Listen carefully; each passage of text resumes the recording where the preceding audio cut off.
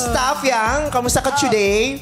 Happy. Super happy po. Nandito ako sa Showtime. Yay! Ikaw naman, JM, kamusta ka today? Masaya din, syempre. Dati nanonood lang ako. Ngayon, nakakatungtong na po ako dito. Taray! Grabe. Pero maraming salamat. Nanonood ka ng Showtime. Pero kamusta naman kayong dalawa? Yung Huwag naman ganun ang tanungan. Pagkakaibigan! Ako nga, nung first time kami nag-meet nito sa Araneta, ano yung unang tanong ko sa'yo? Ano unang tanong mo? Naliligo na ba si CJ? First time, ha? Mas First time wala yung ka pala. nag-meet. Pinakilala kami. Ay, Miss Vice Fiang po. Ay, hi! Naliligaw sa'yo si JM? Naliligaw na. Kayo na, kamusta kayo? Nagkakasundo kayo, mabait pa yung JM. Mahal mo siya. Ano sagot? Ano Sabi niya sagot? sa akin, Sagot. first time niya akong na-meet. Naliligaw ka ba? Ha? Anak. Nako, inubo! Hala, oo, ganyan. Inubo. Ganyan. Isa sa mga manifestasyon na nagmamahal ka, pag pineplema ka. Saan na? Naliligaw ba?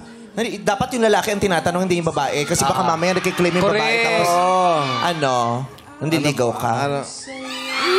Pinapahalagahan ko po, syempre. Pinapahalagahan. Taray. Cellphone. Pero, breadwinners ba kayo ng mga pamilya nyo?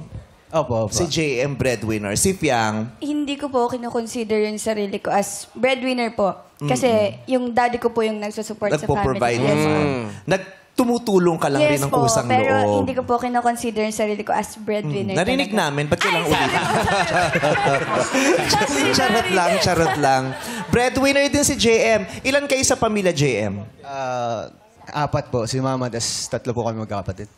Panganay ka? Opo. Panganay. Pangalan. Kamusta ang ang buhay breadwinner mo sa ngayon?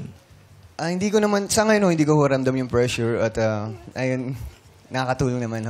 Oo. Lalo na ngayon, mas madali sa'yo kasi mas marami ka ng opportunities. Opo. Oo. Thankful ako dun. Kay Fiang naman, ang sarap sa feeling na hindi ka nire-require pero nakakaya mong Yes po, tumulong. yes. Super happy. Grabe talaga.